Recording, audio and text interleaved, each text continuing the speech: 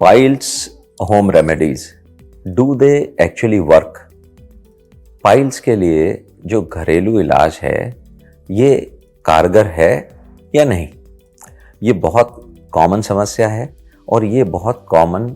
उसको ठीक करने का इलाज है। I am doctor Nitish Jhabar. I am laparoscopic and colorectal surgeon working at Apollo hospitals Navi Mumbai. Piles की अगर हम बात करें तो जो सबसे पहला चीज़ हमारे दिमाग में आता है वो ये है कि इसको हम खुद किस तरीके से ट्रीट कर सकते हैं, और इस तरह की सोच में किसी भी तरह की कोई गलती या कोई खराबी नहीं है। This is very natural for us to think like that. अगर हमें पाइल्स हुआ है तो पहला ये समझना ज़रूरी है कि हमको ये कैसे पता लगेगा कि पाइल्स हुआ है। अगर आपको ब्लीडिंग होता है जिसमें पेन नहीं हो रहा है और जो ब्लड आ रहा है वो फ्रेश ब्लड होता है, जैसे अभी अगर हम फिंगर कट कर दें तो जिस तरह का फ्रेश ब्लड आता है उस तरह से ब्लीडिंग हो रहा है, या हर समय जब आप मोशन पास करने जाते हैं तब ये ब्लड शुरू में आता है और थोड़ा सा मोशन फिनिश करते समय आता है, और ये जैसा मैंने बताया एकदम फ्रेश ड्रॉप्स की तरह या कभी कभी इंजेक्शन से जेट जैसा निकलने की तरह आपको दिखता है, तो ये पॉसिबिलिटी है कि आपको पाइल्स है। अब अगर आपने अपने दिमाग में खुद समझ के ये निर्धारित कर लिया है कि आपको पाइल्स की समस्या है, तो इसका निदान खुद घर बैठे बगैर डॉक्टरी सलाह लिए, बगैर ज़्यादा सर्च किए आप किस तरीके से कर सकते हैं। कई समय जब ये समस्या शुरू होती है उसके ठीक पहले आप एक एपिसोड ऐसा याद कर सकते हैं जिसमें या तो आपको कॉन्स्टिपेशन हुआ है, मतलब आपने बहुत हार्ड स्टूल पास किया, या आपने बहुत ज़्यादा जोर लगाया मोशन करते समय, या आपको लूज मोशन हुआ है। तो जनरली जो हिस्ट्री हम देखते हैं कि कहीं आउटिंग हुआ है, आउटसाइड फूड हुआ है, कुछ ट्रैवल ज़्यादा हुआ है, वाटर इनटेक कम हुआ है, तो इन सब चीज़ों की वजह से ये समस्या शुरू होती है। अब सबसे पहला चीज जो घरेलू इलाज में हमने करना है वो है आपका डाइट से रिलेटेड। एक बहुत बड़ा मिसकंसेप्शन है जो ऑलमोस्ट एवरीबॉडी डज इट, कि अगर पाइल्स की समस्या है हम लाइट खाना शुरू कर देते हैं। हम लाइट खाना शुरू कर देते हैं मीन्स हम जनरली लो रेसिड्यू डाइट पे चले जाते हैं। दाल चावल, खिचड़ी, दलिया, जूसेस, सिर्फ water. Some people stop eating because कहीं ना कहीं आपके दिमाग में वो डर है कि अगर मोशन होगा तो ब्लड आने वाला है, ब्लड आएगा तो वीकनेस हो जाएगी, और ये समस्या अगर आगे बढ़ गई तो फिर हमको इसका ऑपरेशन कराना पड़ेगा।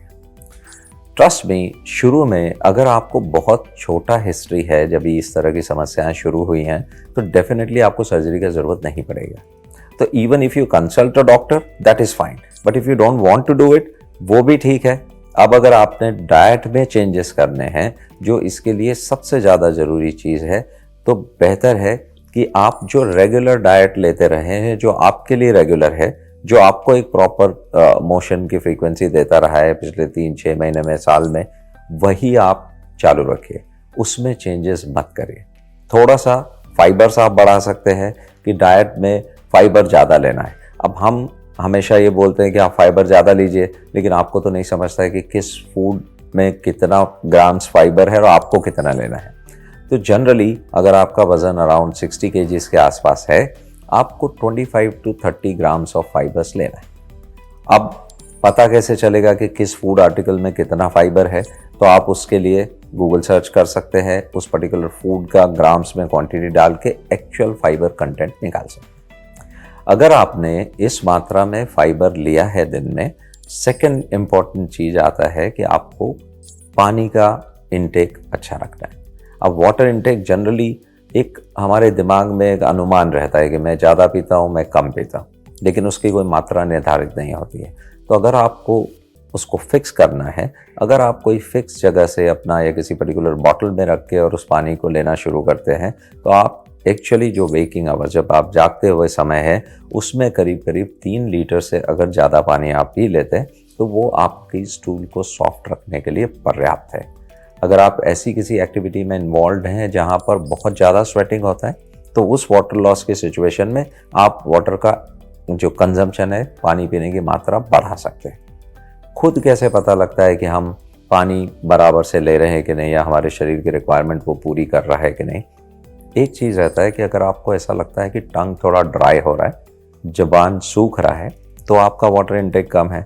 अगर आपको लगता है कि जो यूरिन का कलर है वो डार्क होता जा रहा है, तो वाटर इनटेक कम होता है। तो ये दोनों चीज़ें अगर आप वाटर इनटेक से अवॉइड कर सकें, मतलब आपके दिमाग में ये निर्धारित हो जाता है कि जो वाटर इनटेक या जितना पानी आप दिन में ले रहे हैं वो आपके शरीर के लिए, आपकी एक्टिविटीज़ के हिसाब से पर्याप्त है। अब तीसरी चीज़ आती है कि हम फिज़िकल एक्टिविटी कितना कर रहे हैं दिन में। जो लोग फिज़िकली बहुत एक्टिव हैं, वॉक करते हैं, रन करते हैं, स्विमिंग करते हैं, जिम जाते हैं, उन लोगों के लिए ठीक है। लेकिन बाकी लोग जिनकी आम समस्या है कि हमको एक्सरसाइज के लिए तो टाइम ही नहीं मिलता, उनके लिए बेस्ट क्या है कि कोई भी स्टेप्स काउंटर जो हमारे मोबाइल में जिस तरह के एप्लीकेशंस होते हैं, उसके हिसाब से आप करीबन 7000 प्लस स्टेप्स अगर एक दिन में लेते हैं तो वो काफ़ी मात्रा में आपको काफ़ी हद तक ये सहायक हो सकता है। अगर हमने कॉन्स्टिपेशन अवॉइड कर दिया, अगर हमने इस तरह से अपना डाइट बना लिया कि आपको जो स्टूल पास करने का समय है वो करीबन 7 to 10 मिनट्स के बीच में आ जाता है, तो आपकी समस्या घर बैठे अपने आप चली जाएगी। अब आपको लगता है कि ये सब चीज़ें करने के बावजूद आपकी प्रॉब्लम सॉल्व नहीं हो रही, अब आपने ये डिसाइड करना है कि डॉक्टर के पास जाना है या नहीं जाना है। अब ये आप खुद से कैसे डिसाइड कर सकते हैं? अगर आप ये सब जो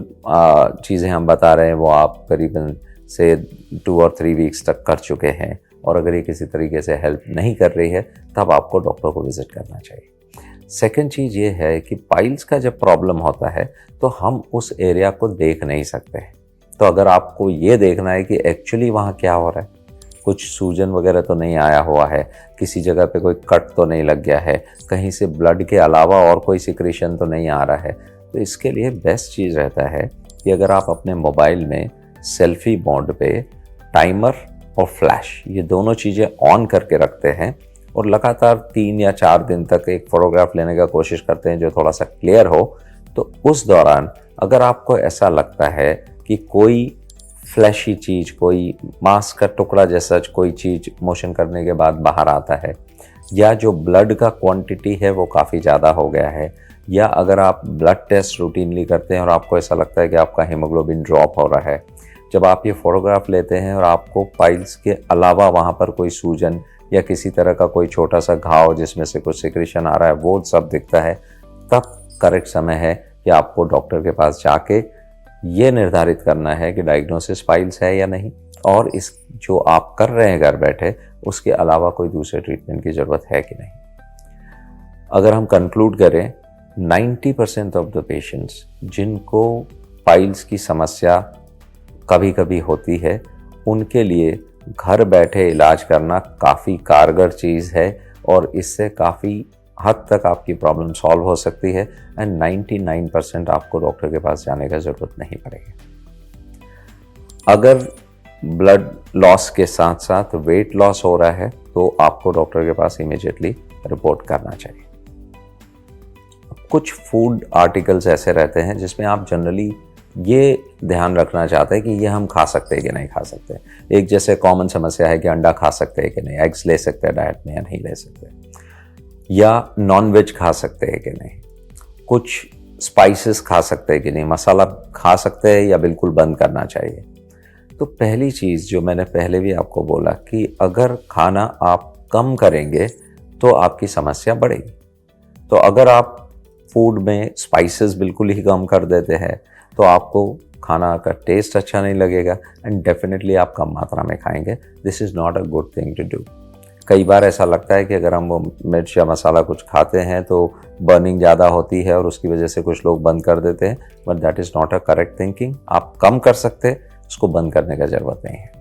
जहाँ तक एग्स और नॉन वेज फूड लेने का सवाल है, अगर आपका डाइट में फाइबर कंटेंट 30 ग्राम्स के ऊपर है then you can definitely include non veg food in your diet, but वो सिर्फ नॉन वेज फूड नहीं होना चाहिए, उसके और एक वेजिटेरियन हाई फाइबर डाइट के बीच में आपको एक कॉम्बिनेशन बनाना है जो आपके लिए एक स्मूथ पैसेज ऑफ स्टूल दे सके। तो अगर ये सब चीज़ें आप पालन करते हैं तो काफ़ी हद तक आपकी समस्या घर बैठे निदान की जा सकती है।